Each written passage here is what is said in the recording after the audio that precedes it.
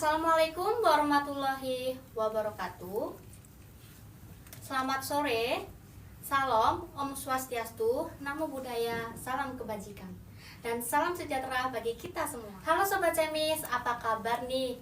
Kembali lagi pada acara Redox 1 bersama saya, Aisyah Arifah, yang akan menemani Sobat Cemis nih pada sore hari ini. Sebelumnya Sobat Cemis tahu nggak sih Redox 1 itu apa? Jadi yang belum tahu aku kasih tahu ya, Redox 1 ini singkatan dari Random Talks, yang dimana isinya itu sesi bincang-bincang seputar topik-topik terkini nih Kak Aan, yang pastinya juga relate dong sama Sobat Cemis semuanya. Episode kali ini kita akan membahas topik yang dihadapin oleh mahasiswa nih, yaitu menimbang pilihan antara ikut organisasi kampus atau fokus ke akademik. Sebagai mahasiswa kita sering banget nih dihadapkan sama pilihan-pilihan sulit, seperti kayak kita menghabiskan banyak waktu untuk fokus ke akademik agar mendapat nilai yang sempurna, atau justru kita ikut ke organisasi kampus nih untuk mengembangkan soft skill dan memperluas relasi kita. Mungkinkah kita mencapai keseimbangan di antara keduanya? Nah, untuk permasalahan tersebut, kita akan menghadirkan narasumber yang keren banget nih Sobat Cemis. Ada yang tahu nggak kira-kira siapa? Jadi untuk Redox 1 ini narasumbernya adalah Kak Muhammad Anwar Rashid. Halo semuanya. Yang kita kenal sebagai Kak Aan nih Sobat Cemis. Pasti Sobat Cemis sudah nggak asing dong dengan Kak Aan, karena Kak Aan adalah Ketua BMF MIPA tahun 2024 dan Paduka UM 2022. Dan masih banyak lagi prestasi yang keren banget loh Sobat Cemis. Halo Kak Aan. Halo. Sebelumnya terima kasih banyak sudah meluangkan waktu. Terima kasih kembali. Terima kasih sudah mengundang saya. Di jadwal padatnya Kak Aan nih. Gimana nih Kak Aan kabarnya? Alhamdulillah sehat ya. Alhamdulillah. Aku akhir-akhir ini lagi persiapan, lagi prepare buat studi lanjut. Rencana aku mau ambil magister di Aussie. Wow, Gitu. keren banget ya Sobat Cemis. Selain kakak persiapan untuk magister, ada lagi nggak kak kesibukan yang lainnya gitu? Sekarang aku ini fun fact ya. Iya. Aku karena rencana mau studi lanjut ya, jadi ngambil perlu persiapan banyak riset lah. Nah, aku kemarin tuh interview dan ternyata aku dapat ini di WD1 Fakultas Psikologi. Jadi aku jadi asisten riset di psikologi. Jauh banget ya? Iya, jauh banget dari biologi ke Iya. psikologi ya. Jadi kepengen fokus di pendidikan. Kan dari pendidikan biologi itu. Nah, pengen ngedalamin ilmu psikologi pendidikan di Fakultas Psikologi. Kebetulan dosen saya waktu itu dari Bu Nureva, wakil dekan 1 Fakultas Psikologi gitu. Jadi alhamdulillah aku dikasih kesempatan, kesibukannya di situ. Sama selain itu juga ya, karena after graduation ya, jadi lebih banyak buat bersama keluarga, ya kan, sebelum persiapan lanjut S2, sama juga banyakin nongkrong sama temen. Wow. Menikmati ya. Boleh banget ya, privilege setelah fresh grade. Ya, Fresh Kak, ya? graduate bener banget Oke. gitu. Apalagi kan aku kan ini ya, alhamdulillah lulusnya cepat. Jadi teman-temanku sekarang ini lagi ngerjain skripsi. Nah, lagi pada pusing kan mereka. Ya udah aku ajakin main juga, Main mumpung juga. masih Indonesia juga kan, gitu. Wow gitu, sebelum ditinggal ke Australia ya. Masuk episode kali ini Kak, ada yang baru yaitu Cuma. Cuma ini tuh singkatan dari curhatan mahasiswa. Curhatan mahasiswa ini berasal dari question box yang sudah dikirim melalui HMD Kimia Oksigen dari Instagram. Sudah ada beberapa pertanyaan yang masuk, mungkin aku bisa bacakan ya Kak. Pertama, dulu apa aja sih yang bikin Kakak tertarik untuk ikut organisasi kampus nih Kak Aan? Waktu saya masuk di UM sekitar tahun 2021 itu kan zamannya Covid ya, Mbak? Iya, COVID. Jadi semuanya tuh online. Jadi PKKM ikut online. Gitu. Kalau teman-teman kan udah offline ya. Wah, jadi vibes-nya kerasa seru gitu. Dan benar-benar ngelihat kampusnya tuh kayak gimana. Nah, waktu itu karena aku Covid online, jadi aku kepo banget. Jadi rasa keinginan tahuanku tuh tinggi banget. Jadi apa sih sebenarnya dunia kampus ini? Jadi setelah itu, jadi itu kan Agustus ya, Agustus 2021 itu masuk kan. Di bulan Oktober itu di September ya, itu ada informasi, ada pembukaan ini, seleksi duta kampus. Oh iya. Nah waktu itu iseng aja sebenarnya, Iseng. daftar, gas aja, gas. Udah, alhamdulillah keterima kan, jadi duta kampus. Nah waktu itu juga di waktu yang bersamaan, itu karena kebetulan ayahku tuh dulu punya bisnis fotografi kan, Iya. jadi aku punya kamera nganggur kan. Heeh. Nah akhirnya aku gabung juga lah di Mafu, Oh. himpunan mahasiswa fotografi. Terus setelah itu karena aku pengen ngedalemin ya, jadi ini nanti bakal berkaitan ya, namanya adalah visi orang ya, nanti aku akan jelasin lebih lanjut. Jadi karena aku pengen ada niatan buat jadi akademisi, buat bisa jadi buat ngajar atau buat meneliti, maka aku ikut UKMP. KMP. UKM, unit kegiatan mahasiswa penulis. Itu UKM di Universitas Negeri Malang. Jadi basisnya ada di duta, terus fotografi, penulis, sama yang terakhir aku juga ikut di BEM. Di BEM. Nah waktu itu kenapa kok ikut banyak banget ya di tahun Iya. pertama lagi ya kan? Keren banget. Langsung ikut 4 ya, karena waktu itu alhamdulillahnya karena kuliahnya online, jadi kan nggak terlalu yang intens buat cuma lebih banyak tugas rumah sih, tugas rumahnya lebih banyak, jadi aku bisa banyak buat nge-explore sesuatu yang offline gitu. Iya. Kayak ikut UKM itu, ikut UKMP, ikut Himafu, yaitu berawal dari rasa keingintahuan. Bener-bener aku tuh pengen tahu gimana tuh dunia kampus, dan waktu itu juga bingung jujur ya, waktu aku masuk aku bingung kayak aku mau jadi apa ya gitu, kayak kedepannya mau ngapain ya. Jadi lebih ke explore diri, apa yang aku punya, seperti yang tadi ya, kayak aku punya fasilitas kayak kamera, terus aku pengen jadi ini, pengen jadi itu, aku masukin semua. Mana sih kira-kira yang cocok gitu buat aku. Jadi ya kayak gitu, itu pertama banget aku nyemplung di dunia organisasi dari awal, dari maba 2021 langsung ikut 4 itu. Awalnya cukup keteteran banget, gila ya. Banget. Jadi di Mafu itu ada yang namanya pameran pasca diklat. Jadi setelah diklat tuh ada pameran. Iya. Jadi apa ya, anggota-anggota baru tuh disuruh pameran. Jadi mereka harus take foto sebaik mungkin.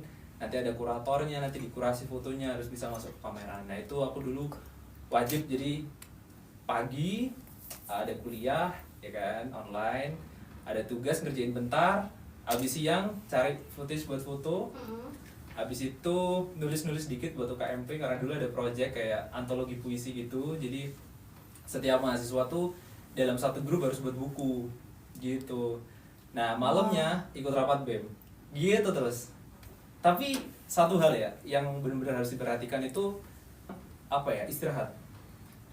Aku tuh tipe orang yang meskipun banyak kegiatan, istirahat itu harus cukup, minimal seenggaknya sehari itu 6 jam lah kalau paling sibuk ya. Kalau nggak sibuk paling 7 jam, 8 jam tuh harus. Jadi kalau malamnya kurang tidur, siang harus tidur. Karena ya itu energi gitu.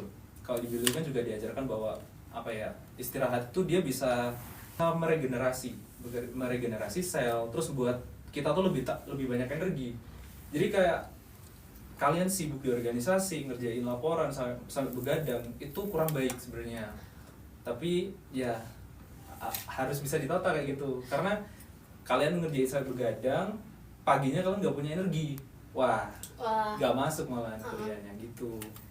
Gitu ya, yang terpenting lebih ngerti passion kita di mana, sama bisa mengatur jamnya, jam tidur. Iya, benar-benar. Gitu. Tapi menurut kakak sendiri nih, penting nggak sih untuk mahasiswa itu aktif di organisasi kampus? Jawabannya adalah menurut saya penting nggak penting. Penting nggak penting? Penting nggak penting. Jadi gini teman-teman, menurut saya ya, setiap orang itu udah mulai harus punya visi, apalagi di dunia perkuliahan. Visi itu maksudnya gambaran lah, setidaknya ke depan itu kita mau ngapain. Itu aku waktu di 2021 masih belum punya aku visi mau ngapain sih aku ke depan gitu ya. Organisasi itu penting atau nggak penting, itu bisa jadi penting dan bisa jadi nggak penting. Kalau misal organisasi itu bisa ngebantu kamu buat mewujudin visimu. Misal gini deh contohnya ya, aku tuh visi, misal aku di pendidikan biologi ya, aku pengen banget aku bisa jadi akademisi, entah jadi dosen atau jadi peneliti. Nah misal aku ikut organisasi itu bisa ngebantu aku buat dapet network, biar aku bisa lebih gampang penelitiannya, atau aku bisa lebih kenal sama dosen-dosen di fakultas, menurutku itu sangat penting. Tapi kalau kalian tujuannya adalah misalnya kalian pengen berbisnis ya, harusnya ikut organisasi atau apa yang berhubungan sama bisnis. Kalian ya nggak penting dong kalian ikut Himafu misal, atau mungkin itu bisa jadi bisnis juga. Maksudnya harus bisa sejalan sama visi yang udah kalian rancang, dan itu bisa menjadi apa ya, batu loncatan kalian tuh bisa mencapai visi itu gitu. Itu tuh benar-benar sangat penting. Nah pertanyaannya satu, gimana kalau kita belum punya visi? Harusnya kan ada pepatah yang ngatain ya, kalau tapi ini tentang investasi sih. Waktu investasi paling terbaik kapan sih? Ya 1 tahun yang lalu. Terus kalau nggak 1 tahun yang lalu ya sekarang. Ya itu sama. Jadi kalau teman-teman masih belum punya visi kedepannya mau ngapain, coba deh explore. Coba tanya ke orang tua misalnya kayak, "Ma, apa dulu aku dibiayain kuliah tuh mama papa pengen aku ngapain sih, pengen aku langsung kerja atau apa." Misal pengen langsung kerja, pengen masuk ke industri, ya banyakin magang, banyakin MSIB, banyakin networking. Kalau semisal organisasi, ikut HMD, ikut BEM, itu malah ngeganggu kalian buat nyampai misi, menurutku nggak usah ikut itu. Jadi itu benar-benar penting karena itu bisa jadi basis kalian dalam menentukan keputusan. Jadi gitu ya Sobat Cemis, harus mengerti visi kita sendiri nih. Mau kedepannya tuh kita tuh mau ngapain gitu. Apakah organisasi itu benar-benar bisa menambah soft skill kita nih? Kalau kita bilang soft skill ya, memang soft skill banyak ya. Mungkin aku mau sedikit nge-spesifikkan ke yang pertama, critical thinking mungkin ya. Critical thinking atau kita berpikir kritis itu sangat bisa.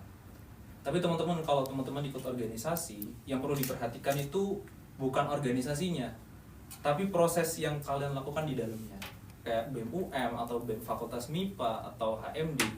Tapi kalau kalian nggak bisa menghargai proses dan kalian nggak bisa ikutin proses itu dari awal sampai akhir, ya percuma gitu. Ini dulu yang aku tekanin di kabinetku ya, waktu tahun 2024 di Kabinet Metamorfosa. Asas kita tuh partisipatif. Jadi udah ikut aja. Misal rapat ya, ikut aja dengerin. Di sana tuh kita bisa berdiskusi. Terus kita bisa muncul masalah-masalah yang itu tuh bisa kita pelajarin gitu loh. Kayak, oh ada masalah kayak gini, terus gimana ya cara menyelesaikannya ya? Oh aku ngobrol sama ini, oh ternyata kayak gini. Nah itu proses itu yang sangat penting. Kalau teman-teman ikut organisasi ya, sebagus apapun organisasinya, sejelek apapun juga organisasinya, kalau teman-teman nggak ikut proses di dalamnya, ya teman-teman hanya sekedar nutut nama aja, nggak akan penting organisasi itu. Karena ya kembali lagi, kalau teman-teman mau ngasah soft skill, itu tuh dari prosesnya, bukan dari ikut organisasinya. Gitu. Nah kalau apa yang aku dapetin ya soft skill ya, itu banyak banget. Yang pertama itu di critical thinking kan, kita berpikir kritis tuh bekal awal. Kita mau ngapa-ngapain, itu menurut saya awalnya dari critical thinking. Kita bisa dapat curiosity di situ, kita bisa dapat berpikir inovatif di situ. Jadi itu awalnya dari critical thinking. Nah itu bisa dibangun di organisasi. Kita bisa ketemu sama orang-orang yang dari suku berbeda, dari orang mana-mana, ada yang dari Maluku. Kita bisa ketemu sama orang-orang itu, kita bisa mempelajari pola pikirnya dia, dan kita bisa menghargai. Oh dia itu dia tuh buat argumen kayak gini karena cara pikirnya dia kayak gini, jadi aku harus menghargai walaupun aku nggak terima, maksudnya aku nggak sepakat sama dia. Oh ya aku bisa paham kok. Nah dari situ bisa muncul apa namanya emotional intelligence. Jadi kita rasa empati, rasa emosi kita untuk menghargai dan memahami orang di sekitar itu penting. Nah itu yang jadi bekal buat nanti di dunia kerja. Kalau teman-teman nanti udah masuk ya, nyemplung di dunia kerja, terus habis itu teman-teman bisa tahu, oh bosku kayaknya lagi butuh orang yang kayak gini deh. Nah itu kan harus dari kepekaan emotional intelligence. Dapatnya dari situ, mungkin kita bisa dapat gaji tambahan lah, atau kita bisa lebih dipercaya buat naik pangkat, atau ya kayak gitu. Nah yang kedua juga tentang public speaking, ini sangat penting ya teman-teman ya. Sejenius apapun kamu dalam berpikir, kalau kamu nggak bisa nyampein itu kan sama aja. Sejenius apapun kamu bisa menyelesaikan permasalahan sekompleks apapun, kalau kamu nggak bisa menyampaikan komunikasi dan menyampaikan itu di publik dengan baik, ya sama aja. Sia-sia gitu nggak sih? Benar banget. Hanya ya udah hanya angan-angan belaka di otakmu gitu. Iya, bang. Jadi mending jangan dipendem nggak sih kan? Iya benar. Gitu. Ntar kalau dipendem malah terpecah nanti. Iya. Kak pernah nggak sih merasa akademik dan organisasi nih berantakan dan membuat Kak bingung? Kira-kira tuh mau ngerjain yang mana dulu? Terus gimana sih Kak caranya agar organisasi dan akademik ini beriringan dengan baik? This very very interesting question ya. Dulu pernah terutama di semester 5.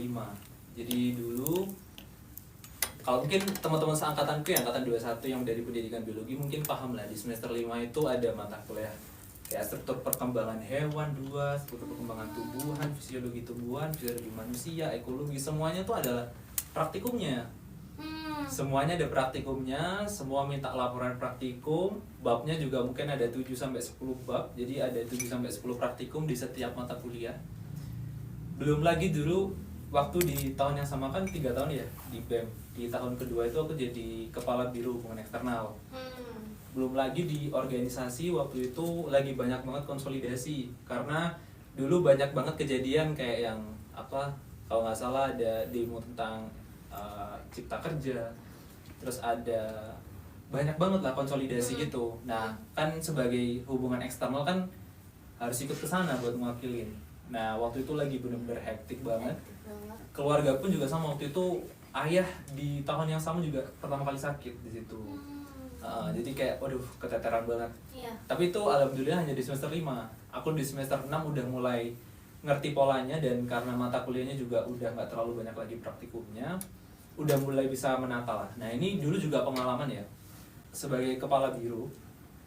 Ini aku belajar juga bahwa sebagai pemimpin itu nggak semua harus kamu loh yang ngerjain. Maksudnya nggak semua itu harus kamu pikirin loh. Kamu masih punya anak-anak staff, kamu masih punya kepala divisi.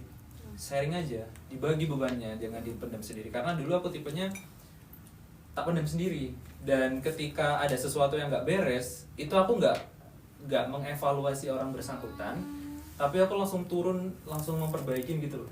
Jadi semuanya kayak tak pikir sendiri. Nah dari situ aku mulai belajar kayak ya nggak bisa organisasi kayak gini. Kita harus bisa ngebagi beban, kita harus coba untuk komunikasikan, kita harus bisa mengevaluasi dengan baik. Karena kalau kita nggak bisa mengevaluasi dengan baik, ya dia bisa jadi sakit hati dan bahkan nggak ikut lagi.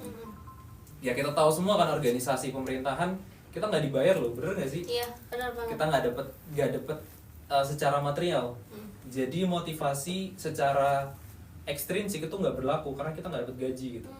Jadi yang perlu ditekannya adalah motivasi secara intrinsik. Maksudnya dari dalam diri sendiri gitu. Kayak kita bisa ngepacu dia buat bisa menemukan lingkungan yang baik. Misal dia jauh dari keluarganya gitu yang ngerantau, di BEM itu dia punya keluarga baru, atau di organisasi dia punya keluarga baru, atau dia bisa menemukan oh ternyata tujuan hidup, atau apa ya, setidaknya aku bisa bermanfaat lah di organisasiku ini. Itu bisa jadi suatu poin positif yang ngemotivasi anak-anak kita gitu, maksudnya staff kita atau kepala departemen kita gitu. Motivasinya nih ya sobat. Aku izin minum dulu ya. Boleh, silakan Kak, aku juga mau minum kalau gitu.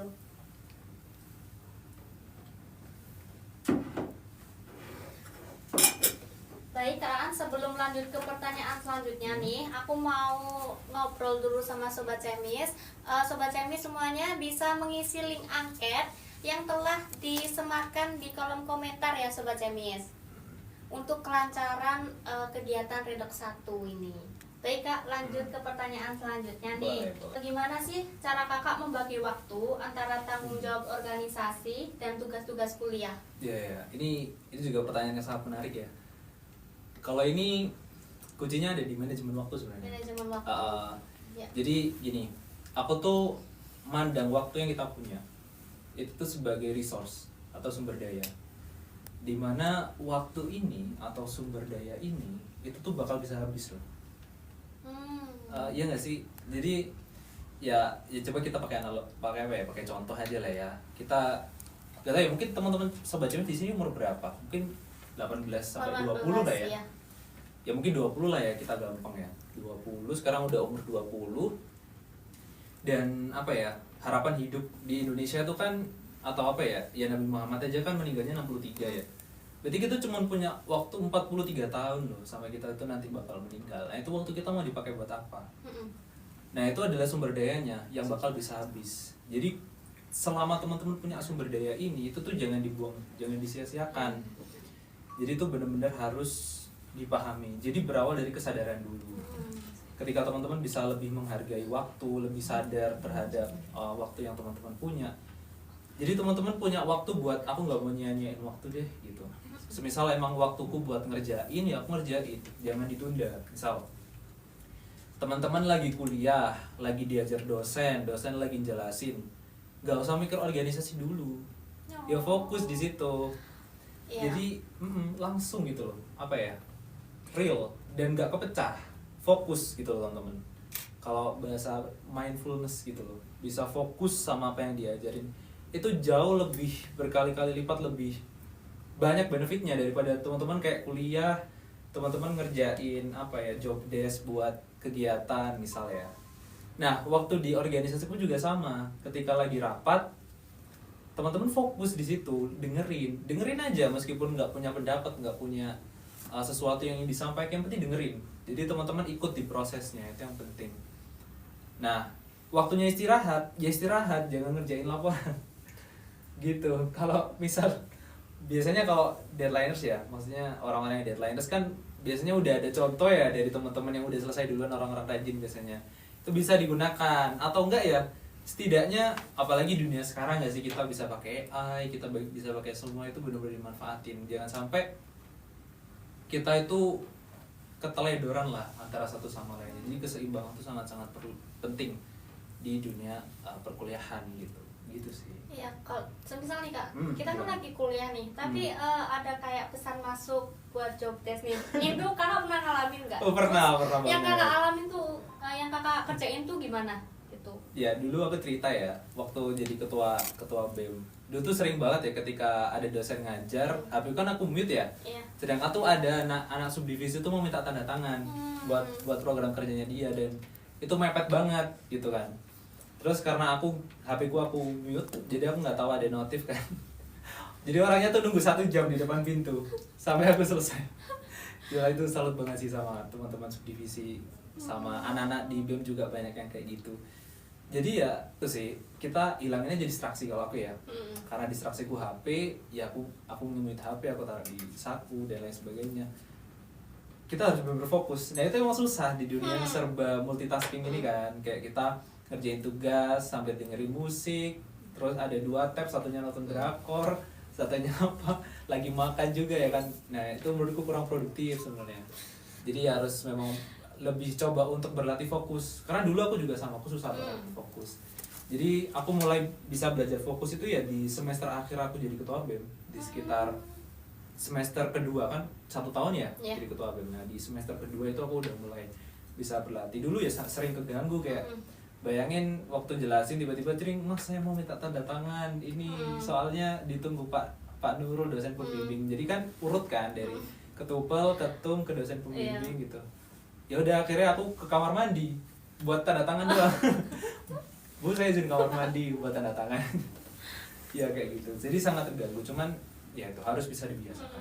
Aisyah. Harus dibiasakan ya. Berarti. Gimana sih cara untuk membagi waktu antara tanggung jawab organisasi dan tugas-tugas kuliah nih? Iya, kalau ngebagi waktu itu tadi sih. Jadi yang pertama, kita harus punya kesadaran bahwa waktu itu sangat penting. Itu tuh kita nggak bisa beli waktu loh. Ada nggak sih yang jual umur? Nggak ada kan? Nggak ada. Kita mau nambah 1 tahun lagi sebelum kita mati kan nggak ada. Dan itu juga nggak bisa dibeli dan nggak bisa diputer juga. Jadi misal jangan sampai nyesel lah. Misal kayak kalian ada waktu luang nih ya, kalian istirahat bentar boleh lah. Terus habis itu harusnya kalian ngerjain, tapi kalian malah scroll TikTok gitu. Kayak ya nggak apa, aku 5 menit scroll deh, jadi 10 menit, jadi 15 menit. Besok aja nih ngerjainnya lah. Udah kacau, udah prokrastinasi ya, jadi menunda-nunda. Nah itu harus fokus. Teman-teman juga ini skala prioritas. Nah ini mungkin teman-teman udah banyak yang tahu ya tentang skala prioritas, tapi emang seperti itu skala prioritas. Bayangin teman-teman, dulu waktu aku di tahun pertama itu yang aku ikut 4 organisasi itu ya sering kayak gitu. Di Himafo aku jadi si acara buat pameran Pascadiklat. Di BEM waktu itu aku juga disuruh buat nyelesain sosial media feed. Nah karena waktu itu aku lebih dibutuhin di Himafo ya aku ikut Himafo. Tapi di sana mungkin aku bisa ketika ada rapat di program kerjaku, aku bisa ngasih saran lah buat mereka. Misal aku titip pesan deh gitu. Jadi dua-duanya kita bisa ikut berproses. Siapa tahu nanti dari pesan yang kita sampaikan di tempat yang satunya itu bisa dapat feedback ke kita. Oh iya ternyata gitu ya. Oh ternyata salah deh aku ini. Nah itu kembali lagi di prosesnya gitu. Sama ya itu tadi skala prioritas ya. Teman-teman ketika udah punya visi tadi, ya kayak teman-teman kedepannya mau ngapain, dari visi itu teman-teman bisa nge-break dulu kayak skala prioritasnya teman-teman. Mungkin teman-teman yang ngekos di sini kan jauh dari keluarga ya, ya luangin lah kayak 15 menit atau 10 menit buat telepon sama ibu, sama ayah. Dan jangan sampai teman-teman kayak terlalu sibuk sampai ngelupain keluarga. Kalau skala prioritas kalian keluarga misal. Iya. Kalau skala prioritas kalian karena kembali lagi ke visi ya, misal saya pengen jadi akademisi, aku nggak boleh dong ninggalin akademiku, aku tetap harus ngerjain ini, ya kerjain dulu. Jadi setiap apa yang kamu lakukan tuh ada waktunya gitu loh. Dan jangan sampai kamu ibaratnya tidak disiplin dan mengkhianati waktu yang udah kamu rancang gitu. Jadi disiplin, buat skala prioritas juga, sama kesadaran kembali lagi. Karena sangat penting menurutku kesadaran ini, apalagi di dunia yang serba cepat ya kayak gini. Itu sih Aisyah. Wah, keren banget ya Kak Aa. Apa aja manfaat jangka panjang nih Kak dari aktif organisasi yang nggak langsung kelihatan pada saat kita kuliah? Ya, jadi gini teman-teman. Jadi waktu aku jadi ketua BEM di tahun 2024, sekitar bulan Maret kalau nggak salah, itu kan aku sering banget ya ngobrol sama Bu Yayu, wakil dekan 1, sama juga dosen pembimbingku Pak Nurul, itu dosen departemen fisika gitu ya. Dari situ tuh aku lebih tahu sesuatu yang nggak banyak mahasiswa tahu. Terutama ini yang bisa ngebuat aku tuh bisa lulus 3,5 tahun. Wow. Yaitu tentang peraturan. Ternyata teman-teman itu bisa loh lulus itu jadi nggak dari skripsi. Teman-teman buat karya, misal teman-teman bisa nulis artikel sampai Sinta 3 apa 2 ya, kalau nggak salah 3. Itu teman-teman bisa ngerekognisi itu jadi skripsi. Teman-teman bisa juga nulis buku. Nah waktu itu lagi ngetren penulisan buku ini. Jadi dulu ada hibah buat teman-teman itu bisa menciptakan buku, semua biaya penerbitannya itu ditanggung sama UM. Itu ada deadline-nya kalau nggak salah 31 Oktober. Nah waktu itu aku tahu informasi itu yang nggak banyak diketahui sama teman-teman yang lain kan. Oh ternyata bisa buat buku, aku mau buat buku. Jadi dari Maret aku udah mulai nulis buku, ngerancang buku, dan aku bisa finish itu di Oktober. Tapi itu juga perlu ada pendampingan dari dosen ya. Iya. Dan aku nggak akan bisa lulus kalau aku nggak ikut organisasi. Aku nggak bisa ngobrol sama Bu Edi 1, aku nggak bisa dapat privilege buat mendapatkan informasi yang itu bisa penting buat aku gitu. Itu. Selain itu juga teman-temanku banyak banget di organisasi itu. Setiap tahun di BEM itu pasti ada studi banding. Jadi dulu aku studi banding di UNESA. Di UNESA, sama satunya di mana kalau lupa. UNES Semarang. Iya. Jadi Semarang sama Surabaya. Nah dari situ aku kenal sama orang-orang yang bisa aku kontak buat aku bisa memperluas koneksi buat penelitian. Ya kan? Itu tuh penting. Tapi kembali lagi ke visi ya. Misal kalian memang pengen jadi akademisi, itu sangat penting. Tapi kalau kalian pengen jadi bukan akademisi, kalian pengen masuk ke industri kerja, itu nggak penting. Makanya kembali lagi ke visi, harus fokus, mindful, sama sadar kalau waktumu itu terbatas. Kalau Gitu. boleh tahu nih Kak, Ya. buku yang Kakak bikin itu dalam bidang biologi atau Oh, kayak iya. yang lain gitu Kak? Oh iya. Jadi buku yang aku tulis ini tentang pendidikan, Aisyah. Pendidikan. Jadi dia itu tentang learning ownership, tentang sense of ownership. Jadi rasa memiliki dalam pembelajaran. Karena itu menurutku menarik banget ya Aisyah, ngomong sedikit tentang buku ya. Jadi ini tuh tentang apa ya? Tentang sebuah teori yang menekankan bahwa di dalam pembelajaran rasa kepemilikan itu indikatornya ada 3 ya. Yang pertama itu ada tanggung jawab, merasa memegang kendali dalam pembelajaran, sama menemukan nilai dalam kehidupan. Ketika siswa itu memiliki rasa kepemilikan atau learning ownership, itu tuh bisa nge-boost motivasi mereka dalam belajar. Kan kita tahu sendiri ya, bahkan yang nggak usah ngambil contoh deh, saya sendiri dulu waktu SMA kayak aku datang ke sekolah ya, datang ke kelas, duduk, dengerin, paling juga dengerin, kalau nggak dengerin yang ngobrol sama temanku di sebelah, habis itu pulang, udah gitu terus ya, kayak datang, dengerin, pulang, kayak nggak ada sesuatu yang benar-benar dipelajari. Iya. Dan ternyata aku sadar bahwa ya, aku masih belum punya rasa kepemilikan dalam belajar. Kayak ngerjain PR juga, aduh kadang telat, kadang juga nyontoh sama temen, kadang juga apa ya, kayak bener-bener sekolah tuh nggak niat lah. Sama kebanyakan orang juga apa ya, datang ke kelas sekolah, datang ke kelas di SMA atau kuliah itu kan kebanyakan juga teman-teman cari nilai doang, benar nggak sih? Benar-benar. Jadi kita nggak menghargai proses dalam Iya. belajar. Ya itu tadi, karena ya udah yang penting nilai UASku, TSku bagus lah. Aku nggak peduli ini apa bahasa apa, aku nggak urusan. Yang penting UAS sama UTSku bagus, itu karena nggak punya learning ownership. Nah di buku itu aku menulis semua itu kayak gimana sih kita sebagai pendidik itu bisa menumbuhkan learning ownership di dalam kelas gitu.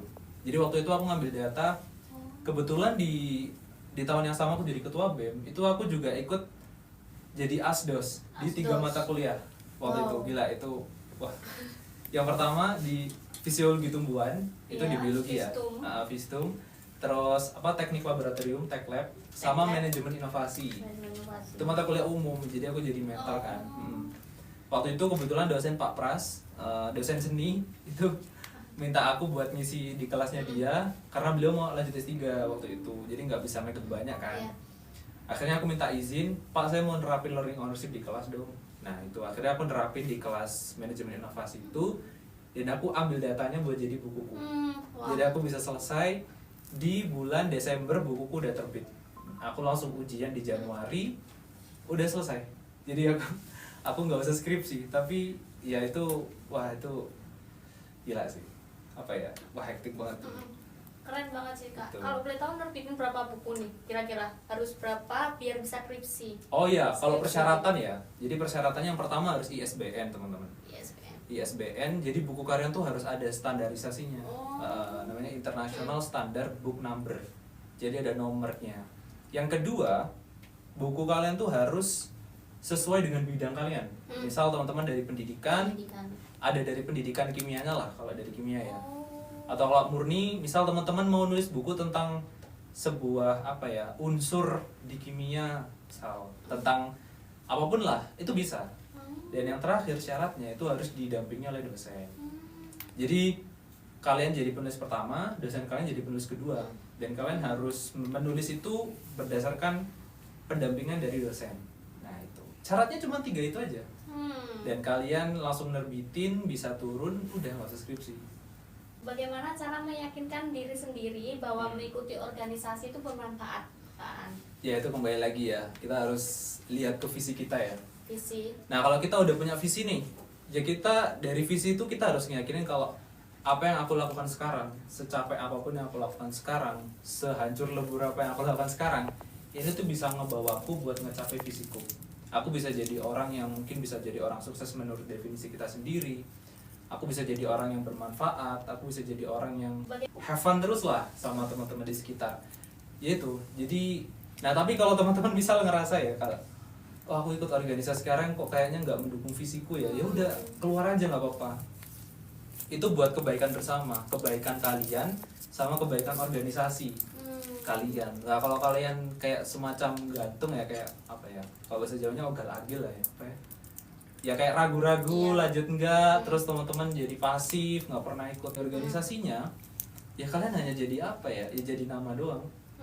Kalian nggak akan dapat apa-apa di organisasi, organisasi juga ngerasa beban karena ada kalian yang seharusnya kalian bisa berproses di sana, dan seharusnya itu bisa diisi sama orang yang punya motivasi yang lebih dari kalian gitu.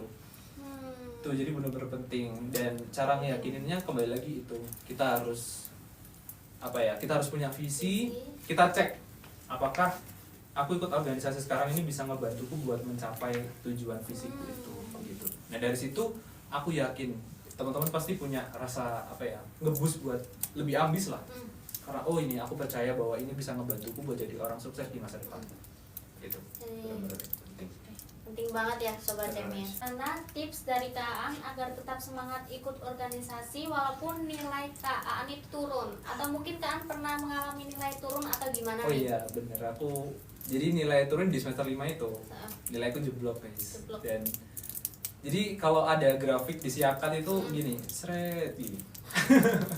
Jadi jebloknya lumayan juga. Aku percaya bahwa apa yang terjadi di kehidupan kita, ada orang bilang kalau kehidupan tuh kayak roda, bener nggak sih? Sekarang kita di atas, sekarang kita di bawah. Kalau kita lagi di bawah, kita lagi jeblok, kalian harus percaya, karena titik awalnya adalah percaya bahwa aku harus bisa bangkit. Itu yang penting. Kalian harus punya kesadaran bahwa dan kepercayaan bahwa kalian bisa bangkit, dan kalian mulai nyusun apa yang harus aku lakukan buat apa bisa bangkit dari bawah ini. Nah waktu itu ya itu karena aku belajar juga kan bahwa nggak bagus loh kalau semuanya tak pendem sendiri. Jadi aku punya rencana ketika ada sesuatu yang tak kasih pertama itu anak-anakku dulu, stafku dulu, sama kadip kabiro sama apa sekretaris biroku dulu kayak gitu. Jadi itu tak prioritasin kayak yaudah kerjain dulu, nanti kalau ada apa-apa tanya ke aku. Jadi aku punya waktu lebih luang gitu. Ini juga terjadi di waktu aku jadi ketua umum. Jadi aku benar-benar mendelegasikan banyak hal ke teman-temanku. Selama itu bisa kalian kerjakan. Ada apa-apa bilang, ada apa-apa konsul udah selesai, tak kembalikan lagi kerjain. Ada apa-apa konsul. Jadi aku nge-embrace teman-teman buat ikutin prosesnya. Gak semuanya aku kerjain sendiri. Dari situ alhamdulillah ngebantu banget. Jadi di semester 6 7 aku udah bisa lebih banyak waktuku buat akademik. Jadi aku udah bisa nge-improve lagi, ngejar lagi kayak gitu. Berarti kayak IPK turun tuh wajar nggak sih? Wajar banget nggak sih Kak? Iya, jadi apa ya, kita tuh nggak bisa tahu loh. IPK itu kan apa ya, banyak banget faktornya yang mempengaruhi kan. Dari dalam, misal dari motivasimu, tiba-tiba kamu ngerasa kayak aduh aku salah jurusan gimana misal, atau dari ekstrinsik atau dari luar, misal keluargamu kayak tiba-tiba apa ya misal jangan sampai kejadian lah, misal kayak bapak ibumu tiba-tiba kena kasus apa yang buat perekonomiannya lagi turun. Nah itu kan juga ngebuat kita tuh nggak bisa fokus. Jadi ya sangat wajar buat IPK turun. Dan kita bukan robot nggak sih, kita juga punya emosi. Jadi sangat wajar. Tapi yang penting adalah gimana kita bisa kembali ke track yang benar. Kalau kataku sih pepatah kayak hidup ini nggak ada yang sempurna ya. Nah, benar banget. Gak ada yang sempurna. Baik, pertanyaan yang terakhir, Kak Aan pernah nggak sih nyesel ikut organisasi kampus nih? Nyesel ya? Dulu bukan nyesel sih, tapi itu bisa jadi pelajaranku buat nggak melakukan hal yang sama di kedua kalinya. Yaitu di tahun yang pertama, karena aku eksplorasi, aku ikut banyak organisasi langsung, ya kan langsung ikut 4, dan dari situ aku belajar ini nggak baik loh. Ternyata sibuk yang aku lakukan bukan sibuk yang produktif. Kayak hanya sekedar sibuk tanpa makna, kayak tau nggak sih, kayak aku kesana kemari cuman kayak nggak tahu mau ngapain, kayak nggak ada sesuatu yang benar-benar produktif yang bisa aku lakukan. Nggak ada manfaatnya gitu ya. Benar. Nah dari situ bukan nyesel ya, tapi apa ya, lebih belajar lah. Gak bisa aku kayak gini. Di tahun kedua aku nge-cut semuanya. Dan kebetulan di Duta Kampus juga cuma 1 tahun. Di Himafo sama UKP aku juga tetap ikut apa ya, bantu lah kayak gitu. Jadi aku lebih fokusin di BEM-nya. BEM-ku bisa jalan, aku di tahun kedua diamanahi lagi jadi kepala biro hubungan eksternal. Aku bisa ngedelegasikan tugas-tugasku, maksudnya aku bisa nge-embrace teman-temanku buat lebih berproses. Ya aku lebih punya banyak waktu buat akademik kayak gitu. Nah kayak gitu ya Sobat Cemis. Percakapan sore hari ini benar-benar menarik dan penuh insight banget Kak Aan. Terima kasih buat tips dan sarannya untuk penyampaian materinya. Semoga bermanfaat bagi Sobat Cemis semuanya. Amin. Nah Sobat Cemis juga pengen dong nanya langsung ke Kak Aan ini. Jadi dibolehkan buat Sobat Cemis tanya langsung di kolom komentar di bawah ini ya Sobat Cemis. Nanti akan aku bacakan 1 atau 2 pertanyaan yang bisa dijawab sama Kak Aan.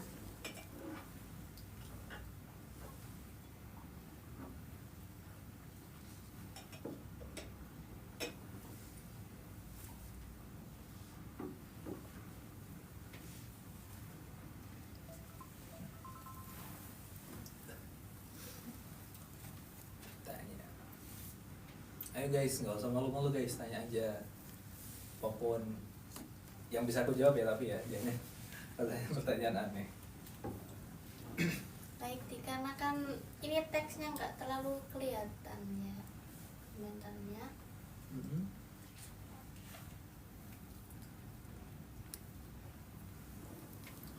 Nah ini Kak, ada pertanyaan dari Boleh. salah satu sobat Cemis. Kalau harus memilih satu prestasi akademik tinggi atau pengalaman organisasi yang luas, menurut Kakak pilih yang mana dan kenapa? Kembali lagi ya, kalau saya lebih memilih punya organisasi. Karena apa? Karena visi saya, aku pengen punya banyak soft skill yang bisa menunjang visi saya. Kembali lagi ke visi teman-teman. Teman-teman harus tahu visinya jadi apa. Misal teman-teman pengen jadi mawapres, ya organisasi juga nggak masalah sih. Cuman yang harus kalian kejar ya prestasi. Kalian harus bisa punya ikut lomba, punya banyak prestasi, juara 1, kalian ikut kepenulisan dan lain sebagainya. Karena memang visi kalian jadi mawapres. Tapi kalau visi kalian kembali lagi kayak aku misal pengen jadi akademisi yang bisa ngelola organisasi misal, terus aku pengen juga belajar tentang kehidupan itu kayak gimana. Organisasi itu sangat penting. Tapi kembali lagi ya, jangan organisasi yang sekedar ikut-ikutan teman-teman. Kan sekarang banyak ya kayaknya yang ikut organisasi karena FOMO mungkin. Oh temanku kelas ikut organisasi nih, aku juga pengen. Nah udah masuk organisasi, udah keterima, ngilang. Wah ya udah organisasinya rugi, kamu juga rugi waktu udah nyiapin script. Jadi itu yang kembali lagi ke visi kalian kayak gitu. Semoga bisa dipahami ya sobat Cemis. Makasih Kak Aan. Lalu bagaimana cara Kakak Aan itu memilih organisasi yang benar-benar bermanfaat dan sesuai dengan passion kita? Ya ini mungkin ini ya, aku sebutin aja ciri-ciri organisasi yang menurutku bisa bisa ngebawa kalian itu lebih baik gitu. Yang pertama, ini yang paling penting, aku juga ngasih tahu ini ke anak-anakku yang waktu di BEM. Yang pertama apa? Lihat ketuanya. Oke. Kalau kamu bisa yakin sama ketua ini, kamu bisa yakin bahwa ketua ini tuh bisa membuat kamu lebih baik, ikut aja. Tapi kalau dari ketuanya aja udah nggak jelas, visi misi organisasi juga nggak dipahami, nggak jelas, saranku nggak usah. Demi kebaikan bersama. Terus yang kedua apa? Yang kedua lingkungan. Kalau kalian kalian kan biasanya kalau di organisasi itu, ini kalau di OPM ya Pak, pemerintahan mahasiswa ya, kayak BEM HMD. Biasanya kan ada ya kayak perkenalan apa sih, ketum, waketum, kepala departemen, kepala. Kalau di HMD divisi ya, divisi. Iya, staff. Yang divisi bagian apa? Kepala departemen bakat minat itu apa namanya? Bidang. Ya bidang. Ya. Kan bisa tahu ya, oh kepala bidangnya ini, oh wakil kepalanya bidang ini, aku cocok nggak?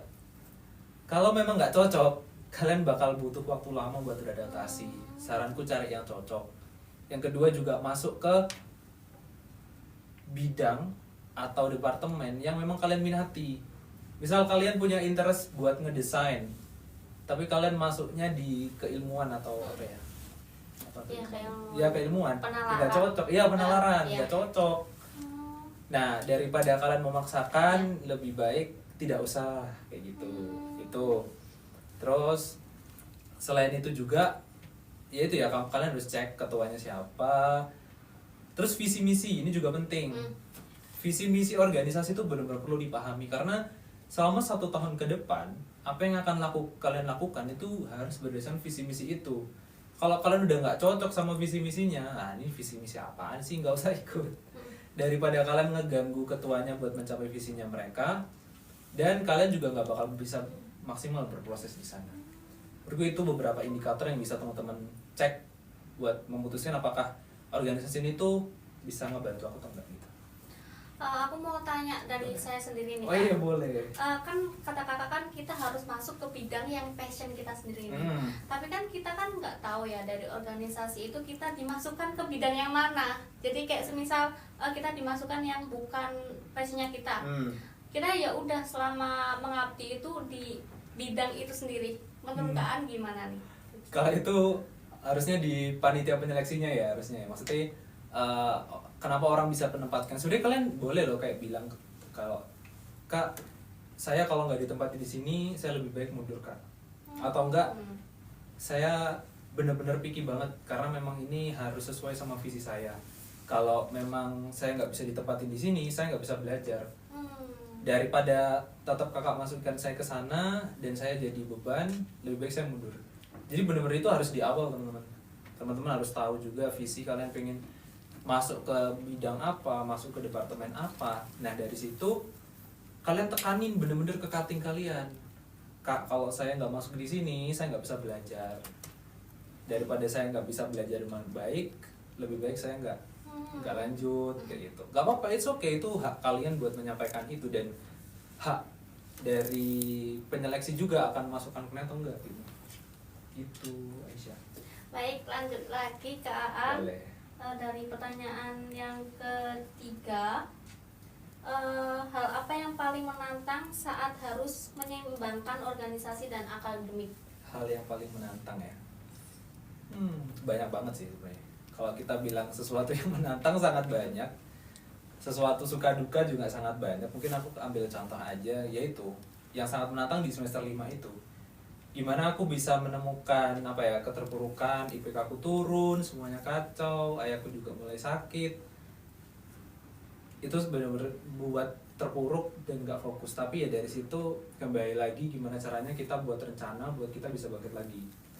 Dan percaya bahwa gak selamanya loh kalian itu sedih, gak selamanya loh kalian itu terpuruk. Suatu saat nanti percayalah kalian akan bisa bahagia, dan yaitu akan terus berulang. Bahagia sedih seperti roda kan. Nah ketika kalian sedih, jangan terlalu jangan terlalu berlarut-larut. Kalian harus bisa segera move on dan harus bisa percaya bahwa aku akan menemukan kebahagiaanku setidaknya besok. Kalau nggak besok, minggu depan. Sama kayak lagunya apa itu? India. Iya, bukan. Oh, bukan. Apa? Yang baru itu. Kalau tidak hari ini, mungkin minggu depan itu. Nah, itu lagunya. Oh, wah, keren banget ya Kak Aan. Lalu ada nggak sih momen ketika Kak Aan itu merasa ingin menyerah di salah satu organisasi? Apa sih yang membuat kakak itu tetap bertahan? Pernah ya, itu kembali lagi di tahun pertama tadi, itu aku menimbang beberapa organisasi yang saya ikuti. Saya nggak bisa maksimal, saya nggak bisa ngeluangin waktu saya di sana, dan saya sibuk itu bukan sibuk yang produktif bagi saya. Dari situ aku harus bisa memutuskan ini udah nggak sesuai visi saya. Aku tetap kok jadi anggota, tapi mungkin bukan jadi anggota aktif lagi di tahun depan kayak gitu. Jadi perlu untuk merefleksi diri lah. Setidaknya apa yang udah kita lakukan ini itu sesuai nggak dengan visiku ke depannya. Ini tuh bermanfaat nggak buat aku, sama ya itu sih yang paling penting. Kembali lagi ke visi, kalian mau ngapain. Kalau kalian masih belum punya visi, kalian masih bingung mau ngapain, cari. Harusnya kalian dapat visi itu di awal kalian masuk kuliah ini. Nah kalau kalian masih belum dapat, ya sekarang waktunya berarti kalian nyari visi. Kalau mencari visi itu gimana Kak? Oke, itu Cara tadi ya. mencari visi ya. Misal gini nih, aku kuliah ini apa sih pengennya? Aku pengen langsung kerja kah? Pengen langsung S2 kah? Atau aku pengen masuk industri? Misal kalau Aisyah ini kimianya belum ada spesifikasi, maksudnya tertarik di bidang apa gitu? Belum ya. Kalau nggak salah temenku tuh ada kayak kimia organik, kimia anorganik, iya. nah itu. Nah, misal kamu bener-bener tertarik banget di kimia organik misalnya, kalian cari aja semuanya yang bisa ngewujudin kamu buat lebih paham sama kimia organik. Ikut pelatihan, ikut jadi peneliti sama ngebantu dosen di penelitian, ikut jadi asisten dosen di mata kuliah kimia organik. Itu yang aku maksud visi. Jadi kalian udah tahu nih aku pengen kesini. Nah, kalian tinggal menuju ke sananya aja, gitu. Dan ya misalnya gini ya, selain itu caranya, kalian bilang ke orang tua, tanya, "Mah, Pak, atau Bu ya, aku dikuliahkan di sini, dibiayain itu, Bapak Ibu pengennya aku jadi apa sih ya? Bapak Ibu tuh pengen aku kerja kah? Atau Bapak Ibu tuh pengen aku buat usaha kah?" Nah itu kalian bisa dapat visi dari situ juga. Misal ayah kalian, "Aku tuh pengen kamu bisa segera kerja Li." Ya kalian harus bisa banyakin pengalaman magang, ikut MSIB, terus kalian belajar sesuatu tentang bidang. Misal kalian pengen masuk industri kimia organik, ya jadi quality control atau apa gitu. Ambil pelatihan yang ada di HMD atau yang ada di BEM, misal ada kayak dosen tamu tentang apa, ikutin. Itu jadi visi itu dapatnya dari situ. Dan visi itu sepengalaman saya ya, itu tuh cuma jadi acuan buat kita berjalan sebenarnya. Bisa kok, ada kemungkinan kok suatu saat visi kamu berubah ya, itu tuh sangat memungkinkan. Tapi setidaknya kamu udah punya visi yang bisa menjadi acuan kamu buat berjalan, buat mengambil keputusan. Kayak gitu sih Ansya. Banyak explore aja ya. Benar, explore juga Banyak sangat penting. explore. Minta pendapat ke orang tua, ke temen, siapa tahu. Gitu sih dapat visi. Dulu Kak An dapat visi itu dari semester berapa Kak? Semester 3. Jadi di tahun pertama itu aku belum punya visi. Makanya aku ikut semua kan, ikut semua organisasi. Aku tuh pengen explore diri aku tuh nemunya apa sih. Nah, di semester 3 aku pengen jadi akademisi. Aku jadi dosen, aku jadi peneliti. Jadi selain aku ikut organisasi, aku juga wajib buat ikut misal penelitian dosen. Kayak dosen ada pengabdian masyarakat nih, aku ikut ngebantu. Jadi kita bisa paham kayak gimana sih besok jadi dosen itu. Oh, ada tridharma perguruan tinggi, pengabdian, penelitian, pengajaran kayak gitu. Terus aku juga jadi asdos, jadi asisten lab, ngebantu yang bisa ngewujudin aku buat jadi akademisi. Keren banget Kak An. Lalu gimana sih cara kakak biar pengalaman kita itu berguna untuk orang lain? Untuk orang lain ya? Iya. Gini ya, aku percaya kalau misal kita bisa menemukan passion dan kita bisa yakin bahwa apa yang kita lakukan ini sesuai visi, kita bisa melakukan itu dengan lebih baik. Dan dengan kita bisa melakukan itu dengan lebih baik, aku yakin pasti ada orang yang terbantu dengan kinerja kita. Entah itu ketua kalian, oh ini anak kinerjanya bagus, aku seneng deh gitu. Itu bisa ngebantu loh ketua kalian. Atau enggak di departemen kalian aku jadi si Dede karena aku suka fotografi, aku bisa melakukan maksimal, aku bisa ngambil video. Itu bisa ngebantu loh COPDD-nya. Itu pasti bisa ngebantu kok. Jadi ketika kita fokus sama diri kita bisa melakukan sesuatu yang baik, energi positifnya itu pasti bisa nular ke yang lain. Jadi itu law of attraction. Iya. Kalau teman-teman. Pasti berguna ya Kak? Pasti banget. berguna dan bermanfaat buat teman-teman. Tapi ya syaratnya itu teman-teman harus punya motivasi dan teman-teman harus bisa totalitas di sana. Kayak gitu. Baik, karena sesi tanya jawab pada sore hari ini akan selesai. Mungkin dari Kak Aan untuk menyampaikan closing statement pada acara Redox 1 sore hari ini. Sebelumnya terima kasih banyak kepada teman-teman dari HMD Kimia, kepada Aisyah, kepada semuanya yang udah memberikan saya waktu buat menyampaikan ini. Kembali lagi teman-teman, yang paling penting dari semuanya adalah kalian harus punya visi. Kalian harus kenal diri kalian siapa, background kalian apa, kalian mau ngapain ke depannya, itu kalian harus punya.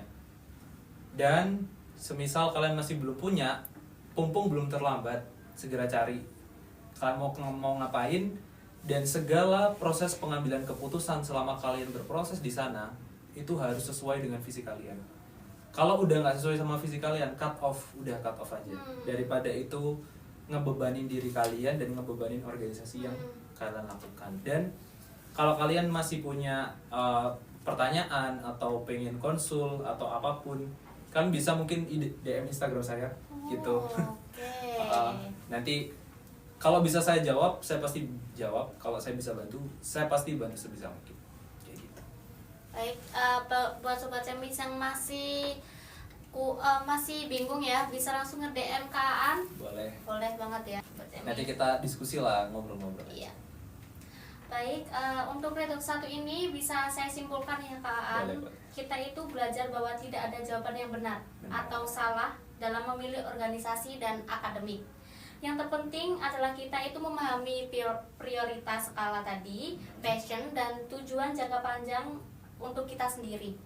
Untuk kalian yang masih bingung untuk menentukan pilihan, ingatlah bahwa keduanya itu juga penting Sobat Cemis. Tantangannya adalah menemukan keseimbangan yang tepat untuk diri kita sendiri. Keseimbangan, betul. Baik, terima kasih banyak kepada Kak Aan yang telah meluangkan waktunya pada sore hari ini untuk berbagi pengalaman, tips, dan sarannya yang sangat berharga pada sore hari ini. Semoga bermanfaat. Amin, bermanfaat banget Kak Aan. Iya, Banget. amin. Nah, buat Sobat Cemis yang belum mengisi link angketnya, bisa langsung mengisi link angket yang telah disematkan pada kolom komentar ya Sobat Cemis. Dan buat Sobat Cemis yang tadi ketinggalan untuk live retalk 1, tenang aja karena perbincangan kita ini kan bakal tayang di Spotify dan YouTube HMD Kimia Oksigen. Dan stay tune aja ya Sobat Cemis. Dan sampai jumpa pada Redox 2 yang dengan topik yang tidak kalah menarik. Benar-benar. Dengan saya Aisyah Arifah sebagai host pamit undur diri. Wassalamualaikum warahmatullahi wabarakatuh.